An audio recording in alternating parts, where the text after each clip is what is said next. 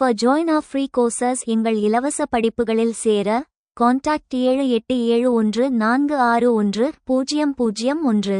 WhatsApp only. Send your name and details. WhatsApp மட்டும். உங்கள் பெயர் மற்றும் விவரங்களை அனுப்பவும். காலனித்துவ இந்தியாவில் ஒரு பெரிய சமூக தீமையை அழிப்பதாக சதி தடை நடைமுறை கூறப்படுகிறது. கருத்து: காலனித்துவ இந்தியாவில் 1829ஆம் ஆண்டு கொண்டுவரப்பட்ட சதி ஒழிப்புச் சட்டம் சட்டி அபாலிஷன் ஆக்ட் ஒரு மிகப்பெரிய சமூக தீமையை அழித்த வரலாற்றுச் சிறப்புமிக்க நிகழ்வாகும். வில்லியம் பெண்டிங் பிரபு லார்ட் வில்லியம் பென்டிங் இச்சட்டத்தை இயற்றினாலும் இதன் பின்னணியில் இருந்த சமூக மற்றும் அரசியல் காரணிகள் ஆழமானவை. சதி தடை நடவடிக்கை ஒரு பெரிய சமூக தீமையை அழித்தது என்ற கூற்றை பின்வரும் கோணங்களில் விவாதிக்கலாம். மனிதாபிமான பார்வை: ஒரு கொடூரத்தின் முடிவு. சதி அல்லது உடன்கட்டை ஏறுதல் என்பது கணவன் இறந்தவுடன் அவனது சிதையிலேயே மனைவியையும் உயிரோடு எரிக்கும் ஒரு மனிதாபிமானமற்ற பழக்கமாகும். கட்டாய கொலை: பல நேரங்களில் பெண்கள் தாமாக முன்வந்து இதில் ஈடுபடவில்லை, அவர்கள் போதைப்பொருள் கொடுக்கப்பட்டோ அல்லது கட்டாயப்படுத்தியோ தீயில் தள்ளப்பட்டனர். உயிர்காக்கும் சட்டம்: எனவே இந்த தடை நடவடிக்கை என்பது மதத்தின் பெயரால் நடந்த ஒரு திட்டமிட்ட படுகொலையை ரிச்சுவல் மர்டர் தடுத்து நிறுத்திய ஒரு அவசியமான மனிதாபிமானச் செயலாகும். இது பெண்களுக்கு வாழ்வதற்கான அடிப்படை உரிமையை மீட்டுக் கொடுத்தது.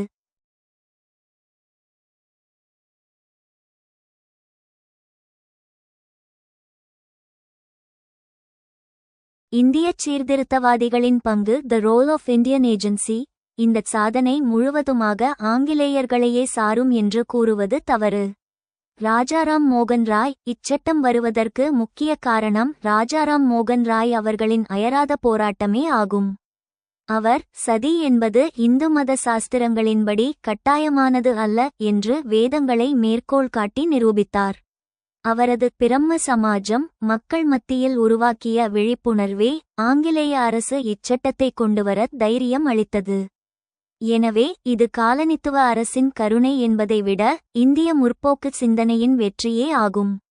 காலனித்துவ அரசியல் மற்றும் நாகரிகப்படுத்தும் பணி: ஆங்கிலேயர்கள் இச்சட்டத்தை தங்கள் ஆட்சியை நியாயப்படுத்த ஒரு கருவியாக பயன்படுத்தினர். வெள்ளை மனிதனின் சுமை ஒயிட் மேன் எஸ் பர்டன். இந்தியர்கள் காட்டுமிராண்டிகள், அவர்களின் பெண்களை காப்பாற்ற வந்த இரட்சகர்கள் நாங்கள் என்ற பிம்பத்தை ஆங்கிலேயர்கள் கட்டமைத்தனர். காயத்ரி ஸ்பிவாக் என்ற ஆய்வாளர் கூறுவது போல, இது வெள்ளை ஆண்கள் பழுப்பு நிற பெண்களை பழுப்பு நிற ஆண்களிடமிருந்து காப்பாற்றிய நிகழ்வு. White men saving brown women from brown men என்று காலனித்துவ வரலாற்றில் சித்தரிக்கப்பட்டது. இது இந்திய கலாச்சாரத்தை இழிவுபடுத்தவும் பயன்படுத்தப்பட்டது. நவீன சட்டத்தின் தொடக்கம்: சதி ஒழிப்புச் சட்டம் ஒழுங்குமுறை 17, 1829 இந்தியாவில் சமூகச் சீர்திருத்தங்களுக்கான கதவை திறந்தது.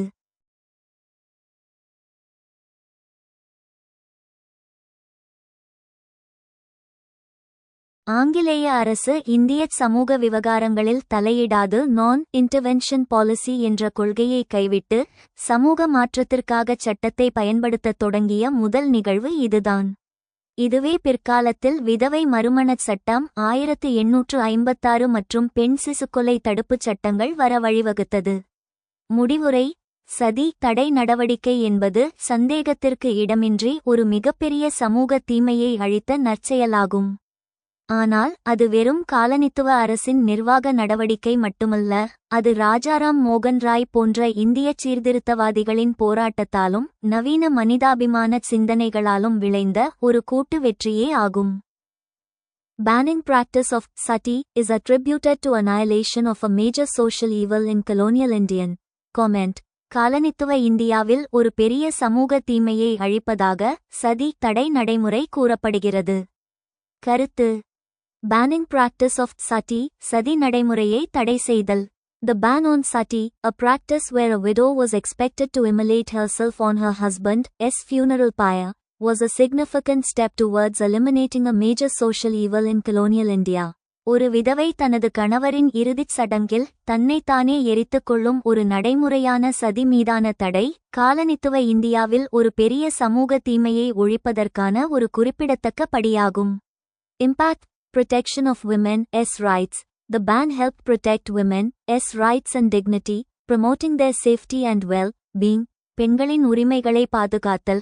இந்த தடை பெண்களின் உரிமைகள் மற்றும் கண்ணியத்தை பாதுகாக்கவும் அவர்களின் பாதுகாப்பு மற்றும் நல்வாழ்வை மேம்படுத்தவும் உதவியது. Challenge to patriarchal norms. The ban challenged patriarchal norms and attitudes that perpetuated the practice, contributing to social reform. ஆணாதிக்க விதிமுறைகளுக்கு சவால். இந்த தடை நடைமுறையை நிலைநிறுத்திய ஆணாதிக்க விதிமுறைகள் மற்றும் அணுகுமுறைகளை சவால் செய்தது, சமூக சீர்திருத்தத்திற்கு பங்களித்தது.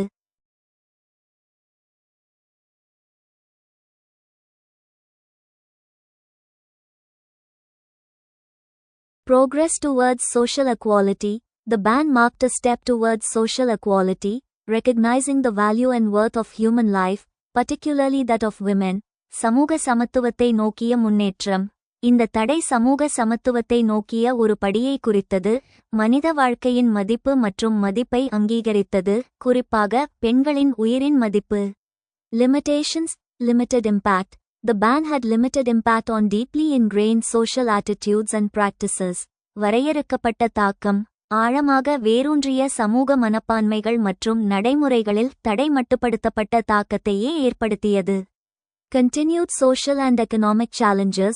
Women, particularly widows, continued to face significant social and economic challenges.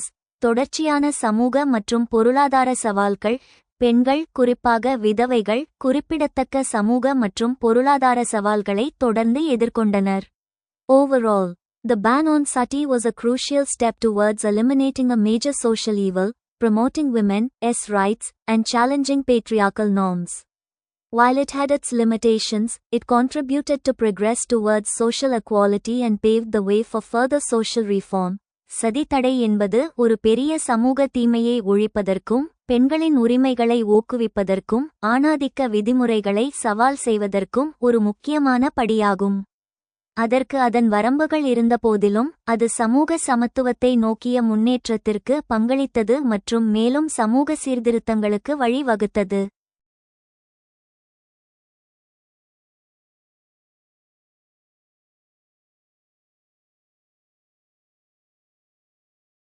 இந்திய சமூகத்தை பின்தங்கிய சமூகமாக குறிக்கும் அதே பாரம்பரியத்தை உருவாக்க காலனித்துவ நிர்வாகிகள் உதவினார்கள். விமர்சன ரீதியாக கருத்து தெரிவிக்கவும். இந்தியச் சமூகம் பின்தங்கியது என்ற பிம்பத்தை உருவாக்கியதில் காலனித்துவ நிர்வாகிகளின் பங்கு மிக முக்கியமானது. அவர்கள் இந்திய பாரம்பரியத்தை அப்படியே பதிவு செய்யவில்லை, மாறாக தங்கள் ஆட்சிக்கு தோதான வகையில் அதை திரித்தும் மறுஉருவாக்கம் செய்தும் ரீஇன்வென்டிங் கட்டமைத்தனர். இந்த கூற்றை பின்வரும் விமர்சன கண்ணோட்டங்களில் கிரிட்டிக்கல் பெர்ஸ்பெக்டிவ்ஸ் ஆராயலாம். ஆட்சியின் நியாயப்படுத்தல் லெஜிட்டிமைசேஷன் ஆஃப் ரூல். ஆங்கிலேயர்கள் தங்கள் காலனித்துவ ஆட்சியை தார்மீக ரீதியாக நியாயப்படுத்த வேண்டிய கட்டாயத்தில் இருந்தனர். நாகரிகப்படுத்தும் பணி சிவிலைசிங் மிஷன். இந்தியர்கள் காட்டுமிராண்டிகள், மூடநம்பிக்கை கொண்டவர்கள் மற்றும் பின்தங்கியவர்கள் என்று முத்திரை குத்தினால்தான் நாங்கள் உங்களை நாகரிகப்படுத்த வந்தவர்கள் என்ற தங்களின் வாதத்தை ஒயிட் மேன்'s burden முன்வைக்க முடியும்.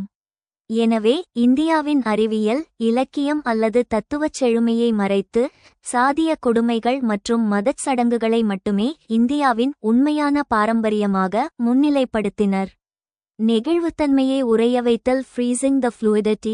ஆங்கிலேய ஆட்சிக்கு முன்பு இந்தியச் சமூக மரபுகள் நெகிழ்வுத்தன்மை கொண்டவையாகவும் வட்டாரத்திற்கு வட்டாரம் மாறுபடுபவையாகவும் கஸ்டமரி லாஸ் இருந்தன. சாஸ்திரங்களின் அடிப்படையில் சட்டம். வாரன் ஹேஸ்டிங்ஸ் போன்ற நிர்வாகிகள் இந்தியாவை ஆள்வதற்கு சட்டங்களை உருவாக்க விரும்பினர். இதற்காக அவர்கள் பிராமண பண்டிதர்களை அணுகி மனுதர்மம் போன்ற பழமைவாத நூல்களை மொழிபெயர்த்தனர்.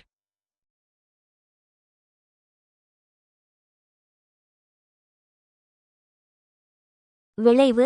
நடைமுறையில் நெகிழ்வாக இருந்த சமூக பழக்கவழக்கங்களை அவர்கள் எழுத்துப்பூர்வமான சட்டங்களாக கோடிஃபிகேஷன் மாற்றினர். இதனால் சாதிய கட்டுப்பாடுகள் முன்னெப்பியாதும் இல்லாத அளவுக்கு இறுக்கமடைந்தன. அவர்கள் உருவாக்கிய சட்டங்களே இந்தியச் சமூகத்தை மேலும் பின்தங்கியதாக மாற்றின.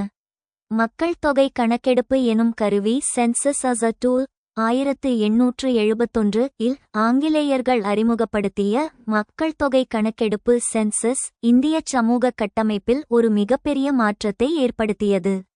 அதுவரை தங்களை ஒரு குறிப்பிட்ட சாதிக்குள் சுருக்கிக் கொள்ளாத மக்களையும் உங்கள் சாதி என்ன, வர்ண அடுக்கில் உங்கள் இடம் என்ன என்று கேட்டு ஒரு குறிப்பிட்ட பெட்டிக்குள் அடைத்தனர். இது மக்களிடையே சாதி பற்றையும் ஏற்றத்தாழ்வையும் அதிகாரப்பூர்வமாக வளர்த்தது. சாதி காஸ்ட் என்ற அமைப்பை தீவிரப்படுத்தியதில் இந்த நிர்வாக நடைமுறைக்கு பெரும்பங்கு உண்டு. பெண்ணடிமைத்தனத்தை முன்னிலைப்படுத்துதல். லதா மணி போன்ற ஆய்வாளர்கள் கூறுவது போல, சதி ஒழிப்பு போன்ற விவாதங்களில் ஆங்கிலேயர்களின் நோக்கம் பெண்களை காப்பாற்றுவதை விட இந்திய கலாச்சாரம் காட்டுமிராண்டித்தனமானது என்று நிறுவுவதிலேயே அதிகம் இருந்தது. இந்திய பாரம்பரியம் என்றாலே அது பெண்களை ஒடுக்குவது என்ற ஒற்றை பரிமாண பார்வையை மொனலித்திக் வியூ அவர்கள் உருவாக்கினர். ஓரியண்டலிச பார்வை orientalist view. Edward Edward set குறிப்பிடுவது போல, காலனித்துவ நிர்வாகிகள் கீழைத்தேயவாதம் ஓரியண்டலிசம் என்ற கண்ணாடியுடனேயே இந்தியாவை பார்த்தனர். மேற்கு பகுத்தறிவு, அறிவியல் முன்னேற்றம். கிழக்கு இந்தியா உணர்ச்சிவசப்படக்கூடியது, ஆன்மீகம் தேக்கநிலை. இந்த இரட்டை நிலைப்பாட்டை பைனரி ஆப்போசிஷன் தொடர்ந்து வலியுறுத்துவதன் மூலம் இந்தியர்கள் தாங்களாகவே ஆளத் தகுதியற்றவர்கள் என்ற உளவியலை விதைத்தனர்.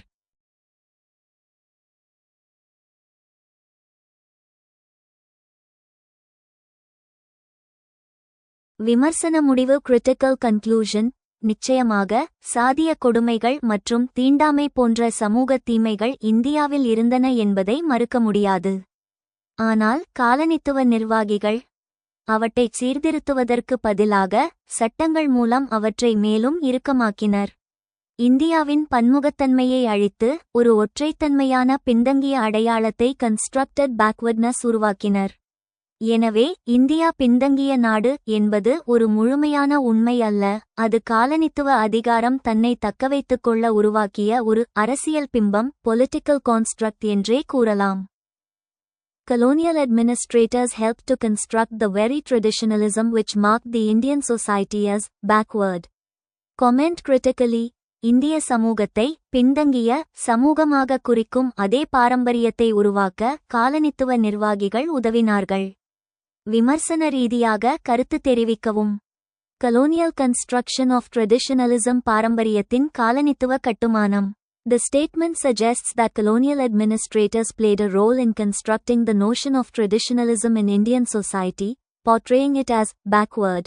இந்திய சமூகத்தில் பாரம்பரியம் என்ற கருத்தை உருவாக்குவதில் காலனித்துவ நிர்வாகிகள் ஒரு பங்கைக் கொண்டிருந்தனர், அதை பின்தங்கிய சமூகமாக காட்டினர் என்று அறிக்கை கூறுகிறது. Key aspects. முக்கிய அம்சங்கள். Orientalist perspective. Colonial administrators often viewed Indian society through an Orientalist lens, perceiving it as static, unchanging, and backward. கிழக்கத்திய கண்ணோட்டம். காலனித்துவ நிர்வாகிகள் பெரும்பாலும் இந்திய சமூகத்தை ஒரு ஓரியண்டலிஸ்ட் லென்ஸ் மூலம் பார்த்தனர், அதை நிலையான, மாறாத மற்றும் பின்தங்கியதாக உணர்ந்தனர்.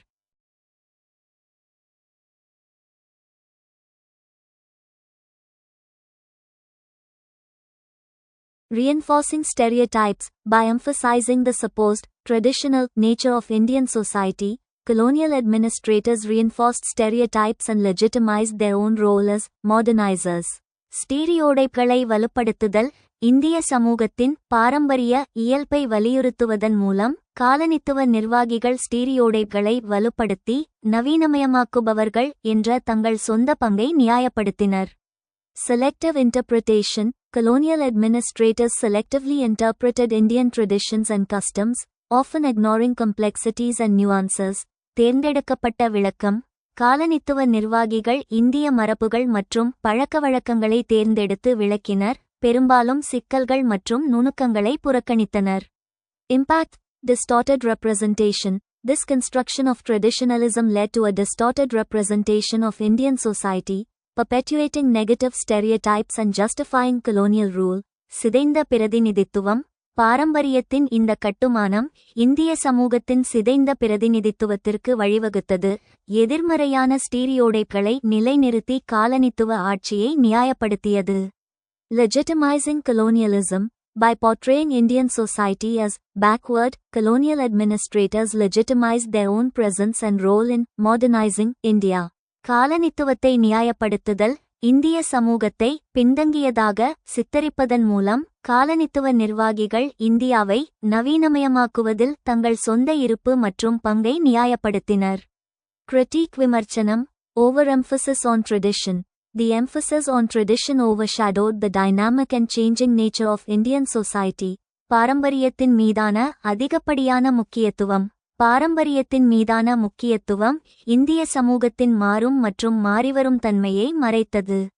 Ignoring internal reforms, colonial administrators often ignored internal reform efforts within Indian society, instead portraying themselves as the sole agents of change.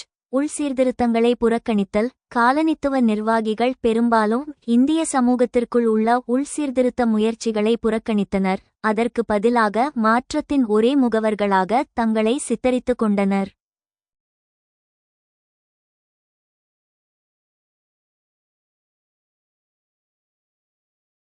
Overall, the colonial construction of traditionalism in Indian society was a complex process that reinforced stereotypes and legitimized colonial rule.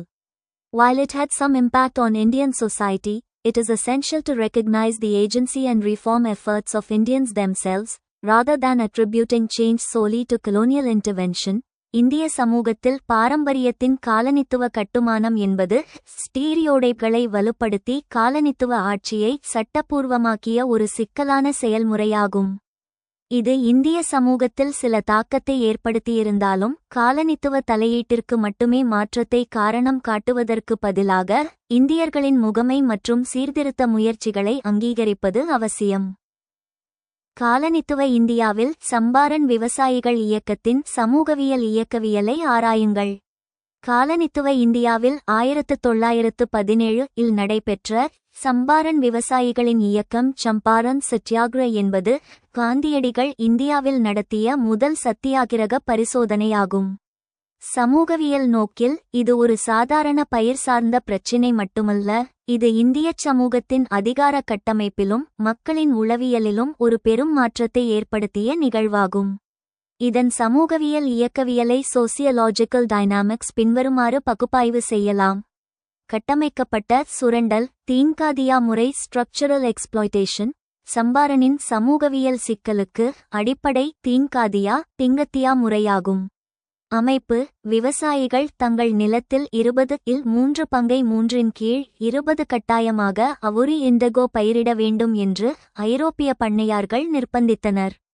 சமூகவியல் பார்வை: இது ஒரு நிலப்பிரபுத்துவ காலனித்துவ கூட்டணி, feudal colonial nexus. இங்கு விவசாயிக்கு தன் நிலத்தின் மீது எந்த சுயநிர்ணய உரிமையும் ஆட்டோனமி இல்லை. இது விவசாயிகளை நிரந்தர கடனாளிகளாகவும் கொத்தடிமைகளாகவும் மாற்றியிருந்தது.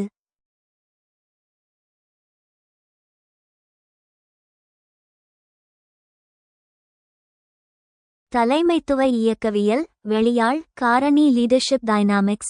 சம்பாரன் இயக்கத்தின் மிக முக்கியமான சமூகவியல் அம்சம் காந்தியின் வருகை. அதுவரை காங்கிரஸ் கட்சி என்பது மேல்தட்டு வக்கீல்கள் மற்றும் அறிவாளிகளின் கூடாரமாகவே இருந்தது. காந்தி ஒரு வெளியாள், அவுட்சைடர். அவருக்கு சம்பாரன் மொழியோ கலாச்சாரமோ தெரியாது. இருப்பினும் அவர் விவசாயிகளுடன் உடனே ஒன்றிணைந்தார். காரணம், அவர் மேல்தட்டு உடையை துறந்து எளிய விவசாயியைப் போல உடை அணிந்தார். விவசாயிகளின் மொழியில் பேசினார். சமூகவியல் அறிஞர் மார்க்ஸ் வெப்பர் கூறுவது போல, காந்தி தனது கவர்ந்திழுக்கும் அதிகாரத்தை கேரிஸ்மேட்டிக் அத்தாரிட்டி பயன்படுத்தி நகர்ப்புற தலைவர்களுக்கும் கிராமப்புற மக்களுக்கும் இருந்த இடைவெளியை குறைத்தார்.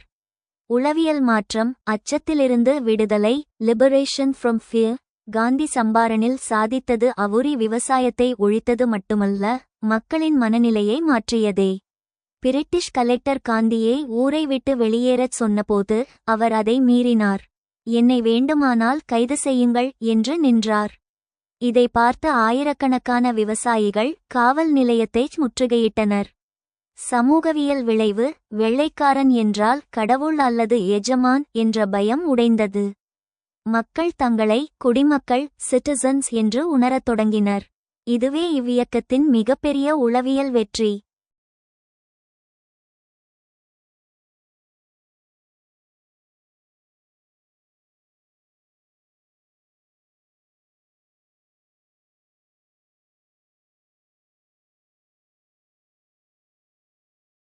வர்க்கங்களின் கூட்டணி அலையன்ஸ் ஆஃப் கிளாஸஸ் சம்பாரன் இயக்கம் பல்வேறு சமூக தட்டுகளை ஒன்றிணைத்தது. ராஜ்குமார் சுக்லா ஒரு நடுத்தர வர்க்க விவசாயி. இவர்தான் காந்தியை அழைத்து வந்தார். ராஜேந்திர பிரசாத் கிருபளானி படித்த நகர்ப்புற வழக்கறிஞர்கள். ஏழை விவசாயிகள், நிலமற்ற கூலிகள். காந்தி வழக்கறிஞர்களிடம் விவசாயிகளிடம் பணம் வாங்குவதை நிறுத்துங்கள் என்று கூறினார். இந்த இயக்கம் படித்த வர்க்கத்தை பாமர மக்களுக்காக வேலை செய்ய வைத்தது. இது இந்திய தேசிய இயக்கத்தின் வர்க்கத்தன்மையை கிளாஸ் கேரக்டர் மாற்றியது. முறைசார்ந்த சாட்சியங்கள், உண்மையின் அரசியல் பாலிடிக்ஸ் ஆஃப் ட்ரூத். காந்தி உணர்ச்சிகரமான மேடை பேச்சுகளை நம்பவில்லை. அவர் ஒரு சமூகவியலாளரைப் போல கள ஆய்வு ஃபீல்ட் ஒர்க் செய்தார். 8000க்கும் மேற்பட்ட விவசாயிகளிடம் நேரில் பேசி அவர்களின் வாக்குமூலங்களை பதிவு செய்தார். இது பிரிட்டிஷ் அரசை பதிலளிக்க முடியாமல் திணறடித்தது. உண்மை மற்றும் ஆதாரம் ஆகியவற்றை ஆயுதமாக பயன்படுத்திய சமூகவியல் உத்தி இது. ஆக்கப்பூர்வமான பணிகள் கன்ஸ்ட்ரக்டிவ் ஒர்க்.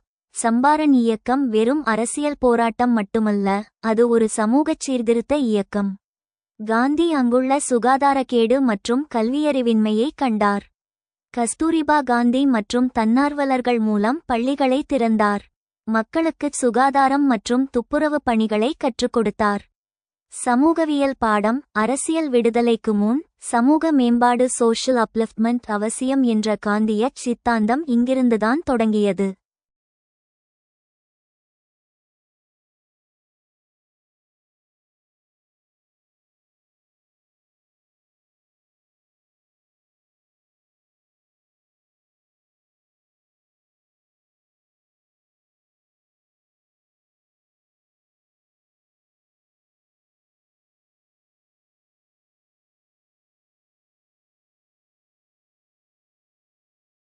முடிவுரை.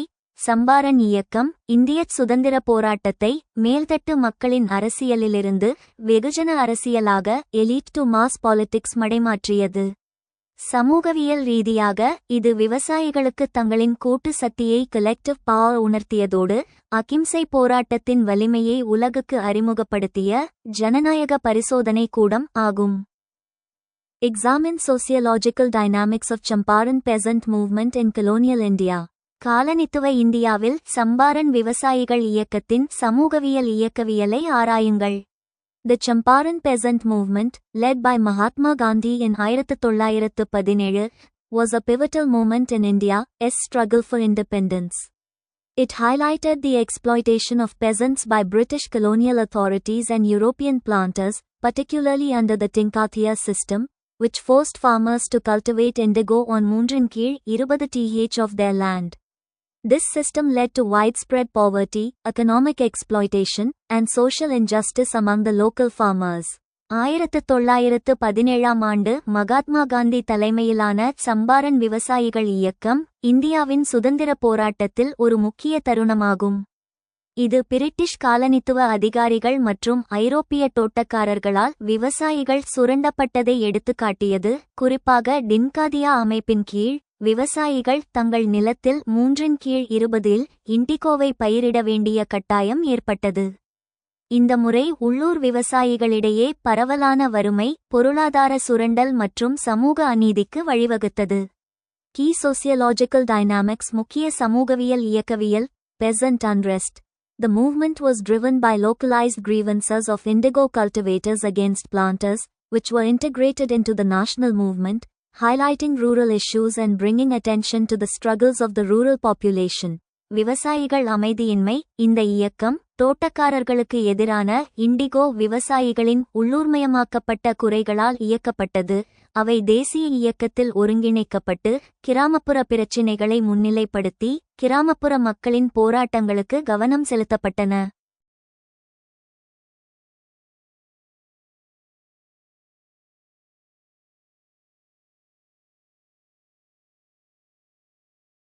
Exploitation and oppression. The Tinkathiya system represented a form of economic exploitation, where peasants were forced to grow indigo instead of essential food crops, receiving meager wages for their labor. சுரண்டல் மற்றும் ஒடுக்குமுறை. டின்காதியா அமைப்பு ஒரு வகையான பொருளாதார சுரண்டலை பிரதிநிதித்துவப்படுத்தியது.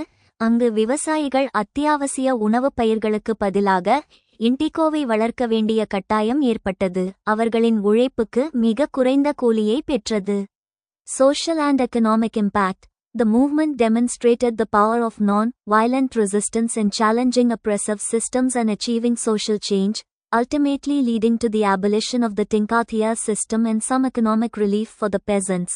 சமூக மற்றும் பொருளாதார தாக்கம். ஒடுக்குமுறை அமைப்புகளை சவால் செய்வதிலும் சமூக மாற்றத்தை அடைவதிலும் வன்முறையற்ற எதிர்ப்பின் சக்தியை இந்த இயக்கம் நிரூபித்தது. இறுதியில் டின்காதியா அமைப்பை ஒழிப்பதற்கும் விவசாயிகளுக்கு சில பொருளாதார நிவாரணங்களுக்கும் வழிவகுத்தது. Nationalist movement. The Champaran Satyagraha marked a significant shift in the focus and approach of the national movement, making it more inclusive and representative of the Indian population, particularly the rural masses. தேசியவாத இயக்கம்.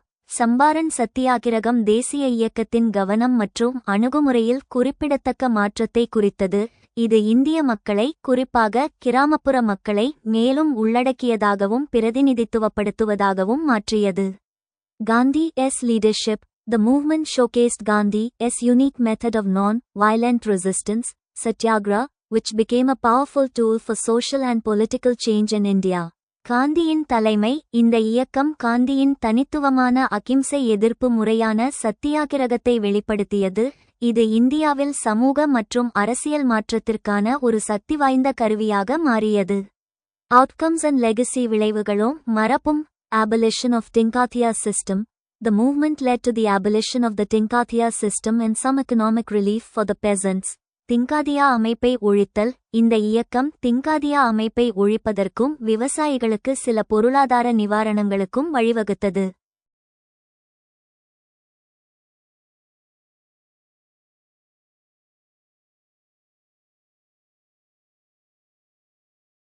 Empowerment of peasants.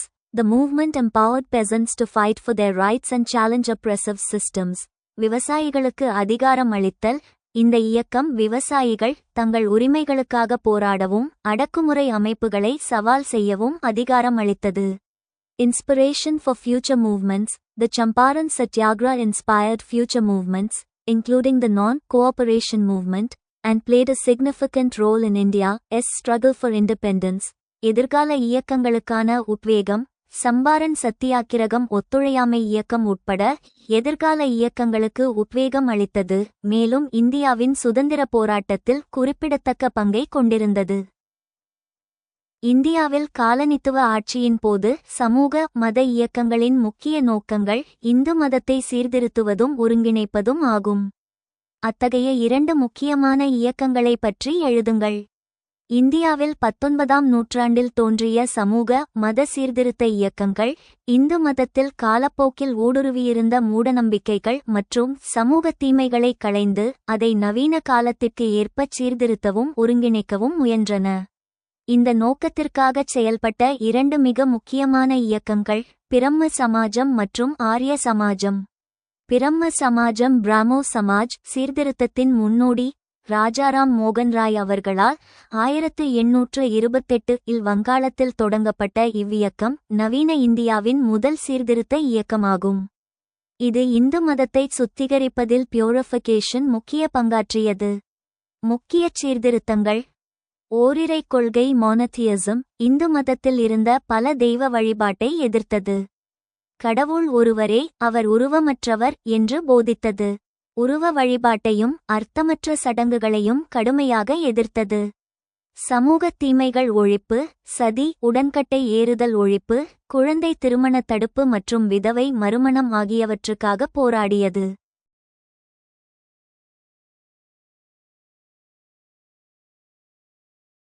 பகுத்தறிவு. இந்து மத உபநிடதங்களை அடிப்படையாகக் கொண்டாலும் மேலை நாட்டு பகுத்தறிவு சிந்தனைகளையும் இது ஏற்றுக்கொண்டது.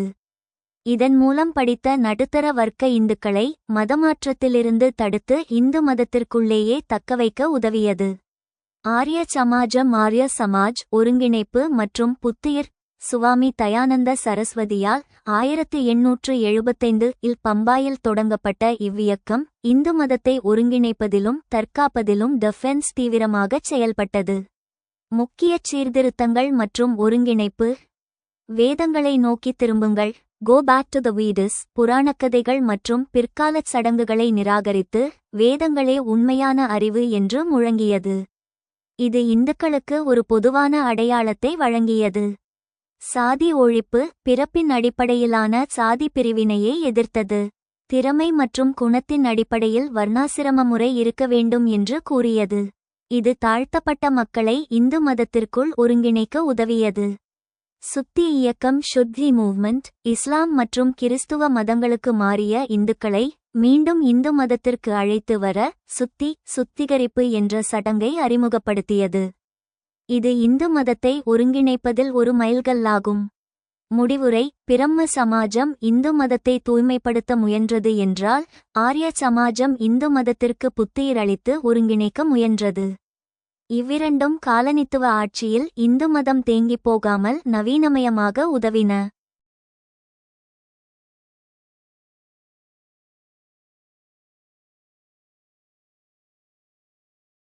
The main objectives of socio-religious movements during the colonial rule in India were reforming and synthesizing Hinduism.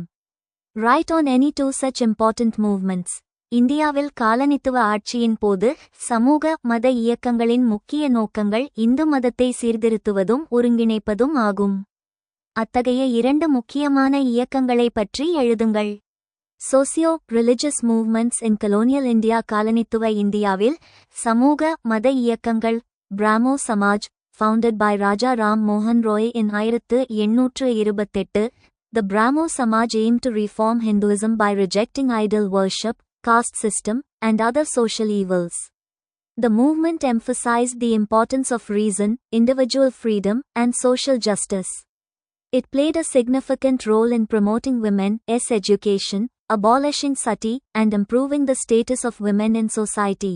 1828 Raja Ram மோகன் ராய் அவர்களால் நிறுவப்பட்ட பிரம்ம சமாஜ் சிலை வழிபாடு, சாதி அமைப்பு மற்றும் பிற சமூக தீமைகளை நிராகரிப்பதன் மூலம் இந்து மதத்தை சீர்திருத்துவதை நோக்கமாக கொண்டது.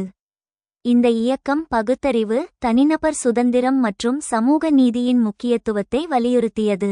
இது பெண் கல்வியை மேம்படுத்துவதிலும், சதி ஒழிப்பதிலும், சமூகத்தில் பெண்களின் நிலையை மேம்படுத்துவதிலும் குறிப்பிடத்தக்க பங்கை கொண்டிருந்தது. Arya Samaj, founded by Swami Dayananda Saraswati in 1875, the Arya Samaj aimed to revive the Vedic tradition and reform Hinduism. The movement emphasized the importance of the Vedas, rejected idol worship, and criticized social evils such as child marriage and untouchability. It promoted education, social reform, and women's empowerment, and played a significant role in promoting Hindi language and culture. 1875 சுவாமி தயானந்த சரஸ்வதி அவர்களால் நிறுவப்பட்ட ஆர்ய சமாஜ் வேத மரபை மீட்டெடுப்பதிலும் இந்து மதத்தை சீர்திருத்துவதிலும் நோக்கமாக கொண்டது. இந்த இயக்கம் வேதங்களின் முக்கியத்துவத்தை வலியுறுத்தியது, சிலை வழிபாட்டை நிராகரித்தது, மேலும் குழந்தை திருமணம் மற்றும் தீண்டாமை போன்ற சமூக தீமைகளை விமர்சித்தது. இது கல்வி, சமூக சீர்திருத்தம் மற்றும் பெண் அதிகாரமளித்தலை ஊக்குவித்தது, மேலும் இந்தி மொழி மற்றும் கலாச்சாரத்தை ஊக்குவிப்பதில் குறிப்பிடத்தக்க பங்கை கொண்டிருந்தது.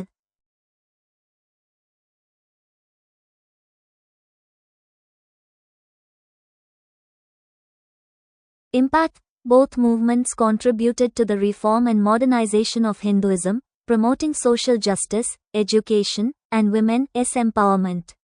They helped to challenge social evils and promote a more rational and inclusive approach to Hinduism.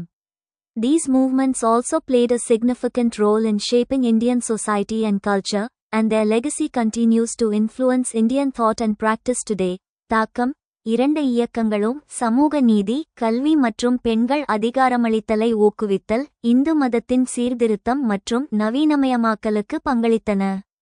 அவை சமூக தீமைகளை சவால் செய்யவும், இந்து மதத்திற்கு மிகவும் பகுத்தறிவு மற்றும் உள்ளடக்கிய அணுகுமுறையை ஊக்குவிக்கவும் உதவியது. இந்த இயக்கங்கள் இந்திய சமூகம் மற்றும் கலாச்சாரத்தை வடிவமைப்பதில் குறிப்பிடத்தக்க பங்கை கொண்டிருந்தன, மேலும் அவற்றின் மரபு இன்றும் இந்திய சிந்தனை மற்றும் நடைமுறையை தொடர்ந்து பாதிக்கிறது. சமூகவியல் கண்ணோட்டத்துடன் சிறு குறிப்புகளை எழுதுங்கள். காலனித்துவ காலத்தில் பிராமண எதிர்ப்பு இயக்கங்கள்.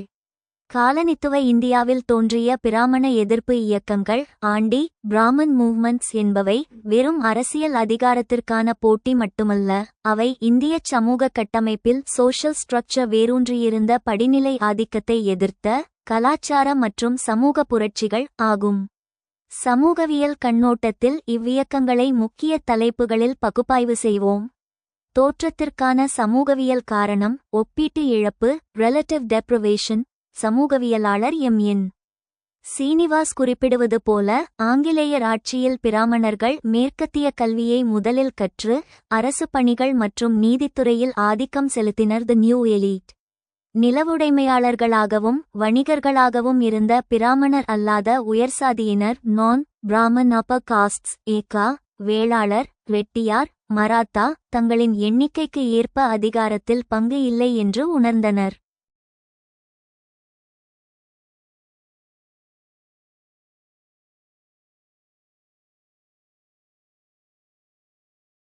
இந்த ஒப்பீட்டு இழப்பு உணர்வே ரிலேட்டிவ் டெப்ரிவேஷன் இவ்வியக்கங்களின் தொடக்க புள்ளியாகும். இது முதலில் அதிகாரத்தை பகிர்ந்து கொள்வதற்கான போட்டியாகவே ஜஸ்டிஸ் பார்ட்டி தொடங்கியது. கலாச்சார மேலாதிக்க எதிர்ப்பு ரெசிஸ்டன்ஸ் டு கல்ச்சரல் ஹெகெமனி. இத்தாலியச் சிந்தனையாளர் கிராம்ஸ்கி கூறும் கலாச்சார மேலாதிக்கத்தை இவ்வியக்கங்கள் எதிர்த்தன. கடவுளுக்கும் மனிதனுக்கும் இடையில் தரகராக இன்டர்மீடியரிஸ் பிராமணர்கள் இருப்பதை நிராகரித்தன. ஜோதிராவ் பூலே மகாராஷ்டிரா தனது சத்தியசோதக் சமாஜ் உண்மையை தேடுவோர் சங்கம் மூலம் பிராமண புரோகிதர்கள் இல்லாத திருமண முறையை அறிமுகப்படுத்தினார். குலாம்கிரி அடிமைத்தனம் என்ற நூலில் ஆரியர்கள் வெளியிலிருந்து வந்து பூர்வகுடிகளை அடிமைப்படுத்தினர் என்ற மாற்று வரலாற்றை கட்டமைத்தார். சமஸ்கிருதமயமாக்கலுக்கு எதிரான செயல்பாடு டே சன்ஸ்கிருட்டைசேஷன். எம்.என். சீனிவாஸ் தாழ்த்தப்பட்ட மக்கள் உயர்சாதியினரைப் போல பாவனை செய்வதை சமஸ்கிருதமயமாக்கம் சன்ஸ்கிருட்டைசேஷன் என்றார். ஆனால் பிராமண எதிர்ப்பு இயக்கங்கள் இதற்கு நேர்மாறாகச் செயல்பட்டன. சுயமரியாதை இயக்கம் தமிழ்நாடு பெரியார் ஈவே ரா அவர்கள் இந்தி மற்றும் சமஸ்கிருதத்தை எதிர்த்து தமிழ் அடையாளத்தை டிராவிடியன் ஐடென்டிட்டி முன்னிறுத்தினார். வடமொழி புராணங்களை எரிப்பது சிலைகளை உடைப்பது போன்ற குறியீட்டுச் செயல்கள் மூலம் பிராமணிய புனித தன்மையை சேக்ரெட்னஸ் கேள்விக்குள்ளாக்கினர். இது ஒரு எதிர் கலாச்சார கவுண்டர் கல்ச்சர் உருவாக்கம் ஆகும். திராவிட அடையாளம் மற்றும் இன அரசியல் ஐடென்டிட்டி பாலிடிக்ஸ். சமூகவியல் ரீதியாக இவ்வியக்கங்கள் சாதி என்ற அடையாளத்தை விட இனம் ரேஸ் மற்றும் மொழி என்ற அடையாளத்தை ஒருங்கிணைப்பு கருவியாக பயன்படுத்தின. ஆரியர் பிராமணர் எக்ஸ் திராவிடர் பிராமணர் அல்லாதோர் என்ற இருமை நிலையை பைனரி ஆப்போசிஷன் உருவாக்கி பிராமணர் அல்லாத அனைத்து சாதியினரையும் திராவிடர் என்ற ஒற்றை குடையின் கீழ் அரசியல்மயமாக்கினர்.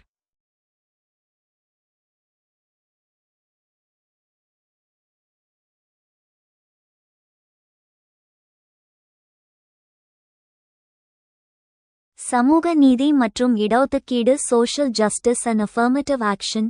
இவ்வியக்கங்களின் மிக முக்கிய சமூகவியல் பங்களிப்பு ஜனநாயகத்தை பிரதிநிதித்துவ ஜனநாயகமாக ரெப்ரசன்டேட்டிவ் டெமோக்ரசி மாற்றியதே ஆகும்.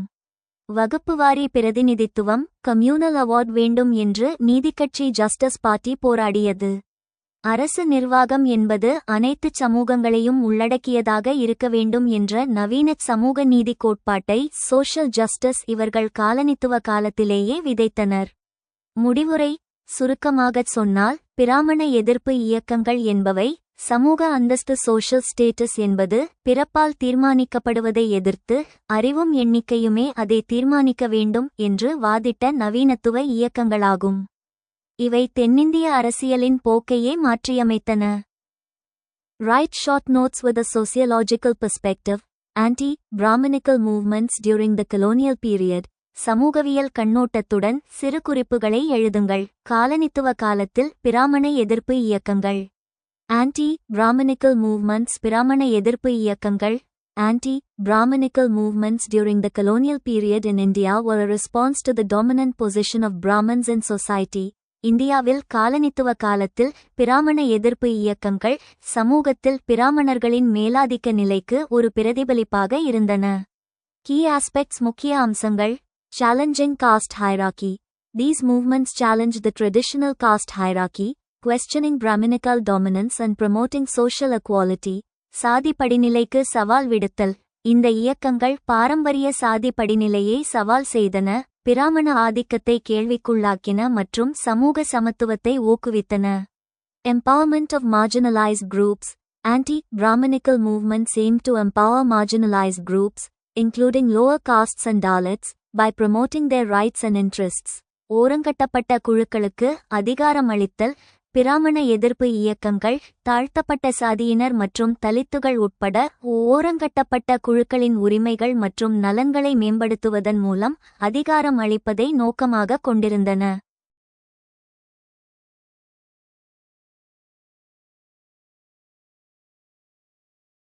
Social reform. These movements sought to reform social practices and institutions, such as the caste system, that perpetuated inequality and discrimination. சமூக சீர்திருத்தம். இந்த இயக்கங்கள் சமத்துவமின்மை மற்றும் பாகுபாட்டை நிலைநிறுத்திய சாதி அமைப்பு போன்ற சமூக நடைமுறைகள் மற்றும் நிறுவனங்களை சீர்திருத்த முயன்றன. Notable movements. குறிப்பிடத்தக்க இயக்கங்கள். Self-Respect Movement, led by E. V. Ramasamy Periyar in Tamil Nadu. This movement challenged Brahminical dominance and promoted social equality, self-respect, and rationalism. சுயமரியாதை இயக்கம். தமிழ்நாட்டில் E. V. ராமசாமி பெரியார் தலைமையில் இந்த இயக்கம் பிராமண ஆதிக்கத்தை சவால் செய்து சமூக சமத்துவம், சுயமரியாதை மற்றும் பகுத்தறிவுவாதத்தை ஊக்குவித்தது. Maha Movement, led by B. R. Ambedkar. This movement in Maharashtra sought to challenge Brahminical dominance and promote the rights and interests of Dalits. மஹர் இயக்கம். P. R. தலைமையில் அம்பேத்கரின் வழிகாட்டுதலின் கீழ் மகாராஷ்டிராவில் இந்த இயக்கம் பிராமண ஆதிக்கத்தை சவால் செய்யவும் தலித்துகளின் உரிமைகள் மற்றும் நலன்களை மேம்படுத்தவும் முயன்றது. Impact. Challenging social norms. Anti-Brahminical movements challenged traditional social norms and practices, promoting social change and equality. சவால் நிறைந்த சமூக விதிமுறைகள். பிராமண எதிர்ப்பு இயக்கங்கள் பாரம்பரிய சமூக விதிமுறைகள் மற்றும் நடைமுறைகளை சவால் செய்தன, சமூக மாற்றம் மற்றும் சமத்துவத்தை ஊக்குவித்தன. Empowering marginalized groups. These movements empowered marginalized groups, promoting their rights and interests, and challenging dominant power structures. ஒதுக்கப்பட்ட குழுக்களுக்கு அதிகாரம் அளித்தல். இந்த இயக்கங்கள் ஓரங்கட்டப்பட்ட குழுக்களுக்கு அதிகாரம் அளித்தன, அவர்களின் உரிமைகள் மற்றும் நலன்களை ஊக்குவித்தன, மேலும் ஆதிக்க அதிகார அமைப்புகளுக்கு சவால் விடுத்தன.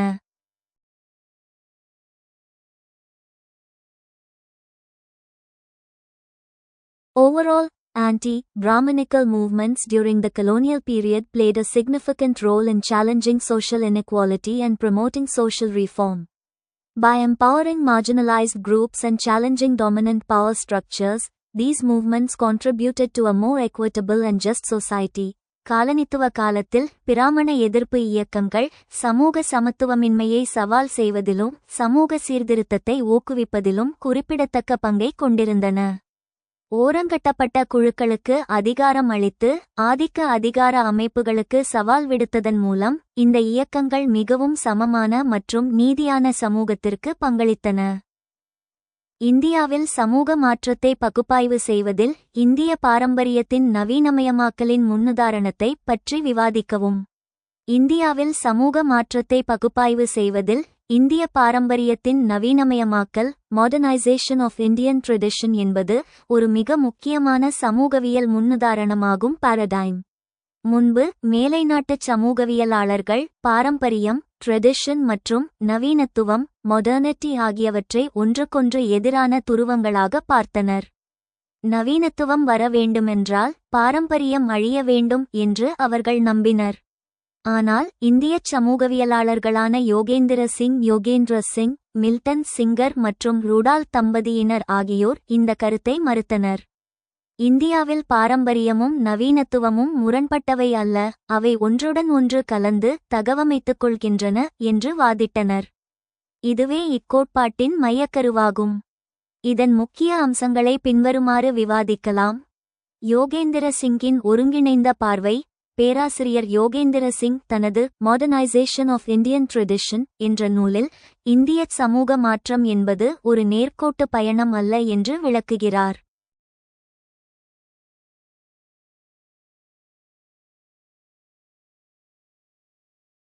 ஒருங்கிணைப்பு சிந்தசிஸ். இஸ்லாமிய மற்றும் ஆங்கிலேய ஆட்சிக்காலத்தில் வந்த நவீன மதிப்புகளை சமத்துவம், பகுத்தறிவு. இந்தியா தனது பாரம்பரிய கட்டமைப்பிற்குள் சாதி, குடும்பம் உள்வாங்கிக் கொண்டது.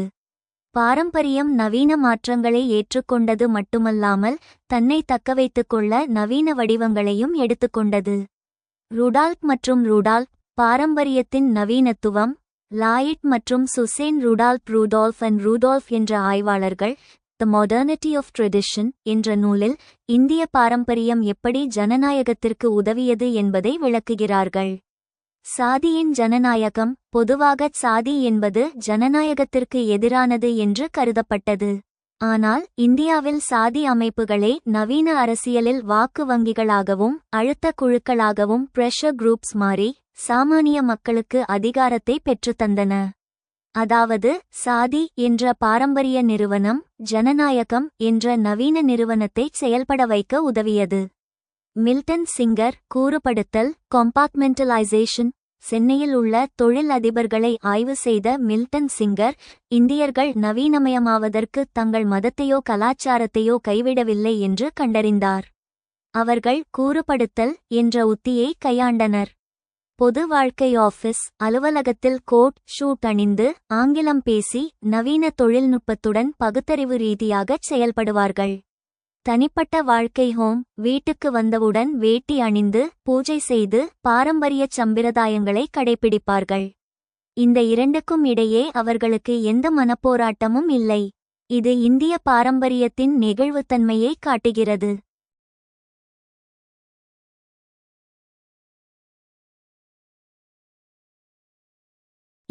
என். சீனிவாஸ். சமஸ்கிருதமயமாக்கலும் மேற்கத்தியமயமாக்கலும். என். சீனிவாஸ். சமூக மாற்றம் என்பது கீழ்மட்ட அளவில் பாரம்பரியத்தை நோக்கியும் சமஸ்கிருதமயமாக்கம் மேல்மட்ட அளவில் நவீனத்தை நோக்கியும் மேற்கத்தியமயமாக்கம் ஒரே நேரத்தில் நடக்கிறது என்று விளக்கினார். கிராமங்களில் கணினியை வைத்துக்கொண்டு ஜாதகம் பார்ப்பது அல்லது ஆயுத பூஜையின் போது இயந்திரங்களுக்கு பூஜை செய்வது போன்றவை தொழில்நுட்பமும் நவீனம் சடங்கும் பாரம்பரியம் இணைந்திருப்பதை உணர்த்துகின்றன. சான்றுகள். பாரம்பரியம் நவீனமாதல். இக்கோட்பாட்டை நடைமுறையில் பல இடங்களில் காணலாம்.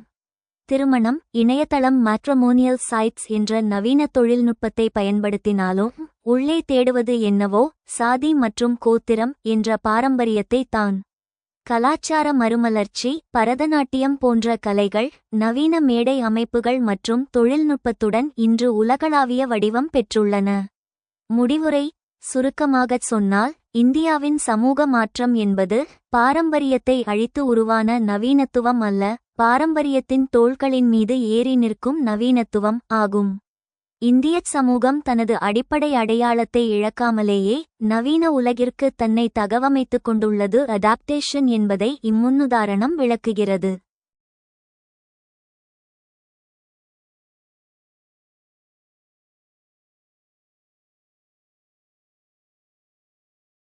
Discuss the paradigm of modernization of Indian tradition in analyzing social change in India. இந்தியாவில் சமூக மாற்றத்தை பகுப்பாய்வு செய்வதில் இந்திய பாரம்பரியத்தின் நவீனமயமாக்கலின் முன்னுதாரணத்தை பற்றி விவாதிக்கவும். Modernization of Indian tradition. இந்திய பாரம்பரியத்தின் நவீனமயமாக்கல். The paradigm of modernization of Indian tradition refers to the process of adapting traditional Indian values, institutions, and practices to the demands of modernity. இந்திய பாரம்பரியத்தின் நவீனமயமாக்கலின் முன்னுதாரணமானது பாரம்பரிய இந்திய மதிப்புகள், நிறுவனங்கள் மற்றும் நடைமுறைகளை நவீனத்துவத்தின் தேவைகளுக்கு ஏற்ப மாற்றியமைக்கும் செயல்முறையை குறிக்கிறது. Key aspects. முக்கிய அம்சங்கள். Cultural synthesis. Modernization involves a synthesis of traditional and modern values, leading to the evolution of new cultural forms. கலாச்சார தொகுப்பு. நவீனமயமாக்கல் பாரம்பரிய மற்றும் நவீன மதிப்புகளின் தொகுப்பை உள்ளடக்கியது, இது புதிய கலாச்சார வடிவங்களின் பரிணாமத்திற்கு வழிவகுக்கிறது. Institutional changes. Modernization requires changes in traditional institutions, such as the family, caste system, and education, to make them more inclusive and responsive to modern needs. நிறுவன மாற்றங்கள். நவீனமயமாக்கல் குடும்பம், சாதி அமைப்பு மற்றும் கல்வி போன்ற பாரம்பரிய நிறுவனங்களில் மாற்றங்களை கோருகிறது, அவை நவீன தேவைகளுக்கு மிகவும் உள்ளடக்கியதாகவும் பதிலளிக்கக்கூடியதாகவும் மாற்றுகின்றன. Value transformation. Modernization involves a transformation of traditional values, such as the emphasis on individualism, equality, and secularism. மதிப்பு மாற்றம். நவீனமயமாக்கல் தனித்துவம், சமத்துவம் மற்றும் மதச்சார்பின்மைக்கு முக்கியத்துவம் கொடுப்பது போன்ற பாரம்பரிய மதிப்புகளின் மாற்றத்தை உள்ளடக்கியது. Impact on social change. சமூக மாற்றத்தில் தாக்கம். Promoting social equality. Modernization has contributed to promoting social equality by challenging traditional hierarchies and promoting individual rights and freedoms. சமூக சமத்துவத்தை ஊக்குவித்தல். பாரம்பரிய படிநிலைகளை சவால் செய்வதன் மூலமும் தனிநபர் உரிமைகள் மற்றும் சுதந்திரங்களை ஊக்குவிப்பதன் மூலமும் சமூக சமத்துவத்தை மேம்படுத்துவதற்கு நவீனமயமாக்கல் பங்களித்துள்ளது.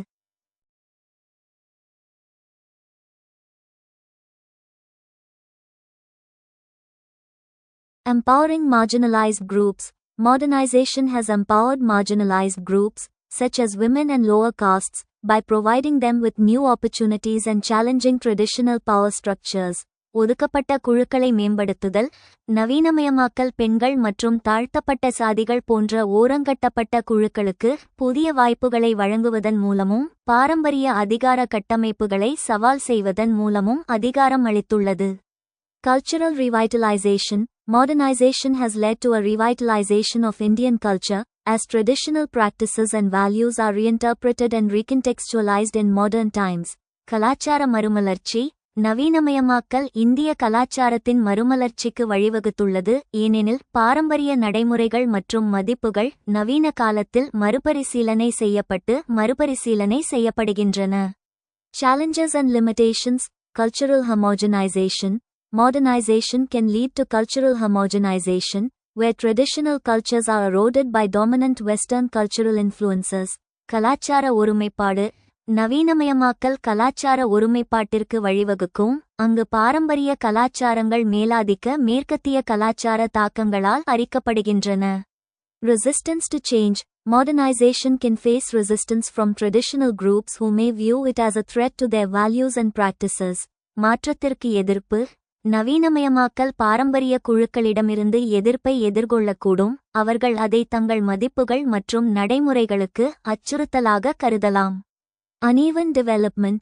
Modernization can lead to uneven development, where some groups and regions benefit more than others, exacerbating social and economic inequalities. சீரற்ற வளர்ச்சி. நவீனமயமாக்கல் சீரற்ற வளர்ச்சிக்கு வழிவகுக்கும், அங்கு சில குழுக்கள் மற்றும் பிராந்தியங்கள் மற்றவர்களை விட அதிகமாக பயனடைகின்றன, சமூக மற்றும் பொருளாதார ஏற்றத்தாழ்வுகளை அதிகரிக்கின்றன.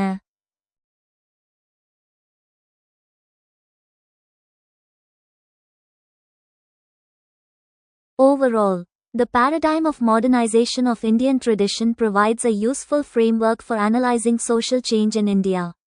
By understanding the complex interactions between tradition and modernity, we can better appreciate the dynamics of social change and the ways in which Indian society is evolving in response to modern challenges and opportunities. இந்திய பாரம்பரியத்தின் நவீனமயமாக்கலின் முன்னுதாரணமானது இந்தியாவில் சமூக மாற்றத்தை பகுப்பாய்வு செய்வதற்கான ஒரு பயனுள்ள கட்டமைப்பை வழங்குகிறது.